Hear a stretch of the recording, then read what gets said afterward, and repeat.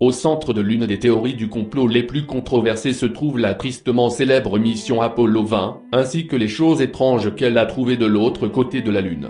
En 1972, la NASA a fermé le programme Apollo.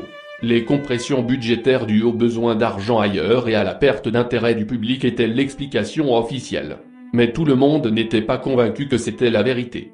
De nombreux théoriciens du complot sont devenus convaincus que le programme spatial se poursuivait secrètement et qu'Apollo 18 et 19 avaient trouvé des preuves d'une présence extraterrestre sur la Lune, mais Apollo 19 a été perdu en raison d'une collision catastrophique.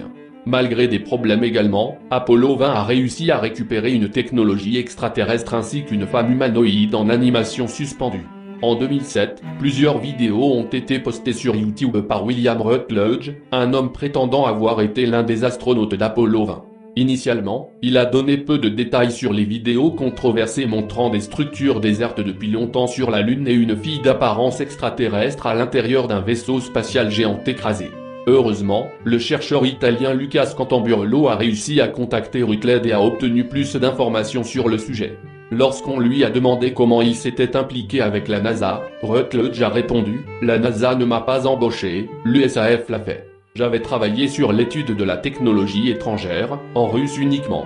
J'ai étudié le projet Z1, le projet d'avion Ajax et le MiG Foxba 25. J'avais quelques compétences pour utiliser la navigation informatique et volontaire pour le projet MOL Gemini. L'USAF a rappelé plus tard que j'avais été choisi pour Apollo 20 car j'étais l'un des rares pilotes à ne pas croire en Dieu, et cela a changé depuis 1990, mais c'était un critère dans 1976. Ce n'était pas le statut des astronautes de la NASA. Ne pas croire en Dieu a fait la différence. C'est tout. Selon Rutledge, Apollo 20 a été lancé en 1976 et était le résultat d'une entreprise américano-soviétique. Je ne sais pas comment, mais les soviétiques ont été informés de la présence d'un navire de l'autre côté. En juillet 199, Luna 15 s'est écrasé juste au sud du nez du navire, Alien. C'était une sonde similaire au Ranger ou Lunar Orbiter. Ils ont fourni des cartes précises de cette région.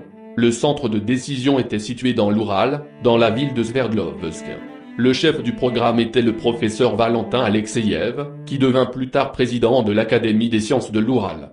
Leonov, Alexei Leonov, cosmonaute soviétique, a été choisi principalement en raison de sa popularité au sein du personnel du principal parti communiste, et secondairement parce qu'il faisait partie d'Apollo-Soyouz.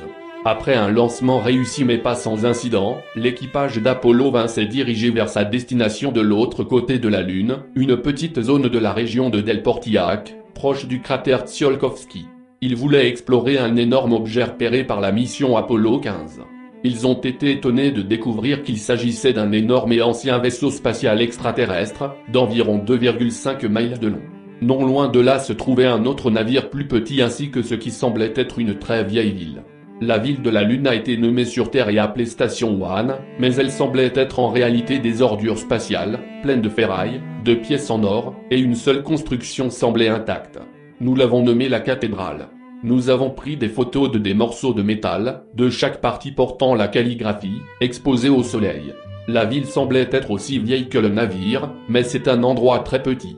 Dans la vidéo du rover, le téléobjectif fait paraître les artefacts plus grands. Leur prochaine destination était le vaisseau spatial abandonné. Nous sommes allés à l'intérieur du grand vaisseau spatial, également dans un triangulaire. Les principales conclusions de l'exploration étaient, c'était un vaisseau mère, très ancien, qui a traversé l'univers il y a au moins 1 milliard d'années. Il y avait de nombreux signes de biologie à l'intérieur, vieux des restes de végétation dans une section motrice, des roches triangulaires spéciales qui émettaient des larmes d'un liquide jaune aux propriétés spéciales et, bien sûr, des signes de créatures extrasolaires. Nous avons trouvé des restes de petits corps, 4 pouces de long, qui ont vécu et sont morts dans un réseau de tubes de verre tout le long du navire, mais la découverte majeure a été celle de 2 corps humanoïdes, l'un intact. Le corps humanoïde intact a été surnommé Mona Lisa et Rutledge l'a décrite comme étant dans un état d'animation suspendue, ni morte ni vivante. Elle a été ramenée au module lunaire pour une inspection préliminaire. Mona Lisa? Je ne me souviens pas qui a appelé la fille, Leonov ou moi est-elle bébé intacte, entité biologique extraterrestre. Humanoïde, femelle, 165 cm 5 minutes 5 secondes. Génitalisée, poils, 6 doigts, on suppose leurs mathématiques sont basées sur 12. Fonction, pilote, dispositif de pilotage fixé aux doigts et aux yeux, pas de vêtements.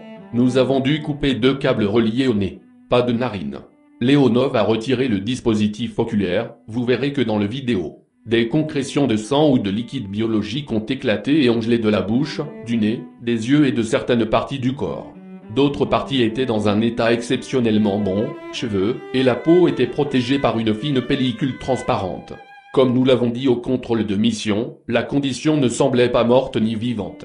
Nous n'avions aucune formation ou expérience médicale, mais Leonov et moi avons conçu un test.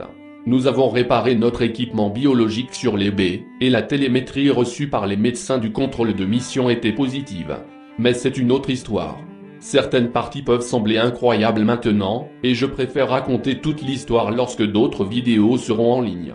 Le corps d'un autre bébé a également été retrouvé sur le vaisseau spatial et semblait être mort il y a longtemps. Nous avons trouvé un deuxième corps, détruit, et nous avons ramené la tête à bord. La couleur de la peau était bleu-gris, un bleu pastel. La peau avait des détails étranges au-dessus des yeux et à l'avant, une sangle faisait le tour de la tête, ne portant aucune inscription. Rutledge n'a rien mentionné de leur retour sur Terre ou de ce qui est arrivé à Mona Lisa. Elle est sur Terre et elle n'est pas morte, a-t-il déclaré à Scantamburlo.